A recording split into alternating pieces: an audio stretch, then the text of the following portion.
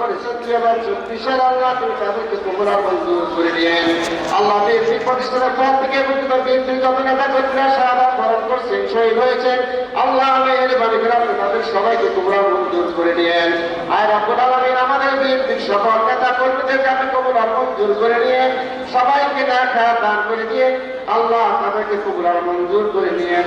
সুবহান রাব্বিকা রাব্বিল ইজ্জাতি আম্মা ইয়াসিফুন ওয়া সালামুন আলাল মুরসালিন ওয়ালহামদুলিল্লাহি রাব্বিল আলামিন।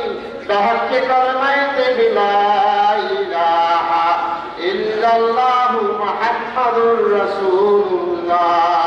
আসসালামু আলাইকুম ওয়া রাহমাতুল্লাহ।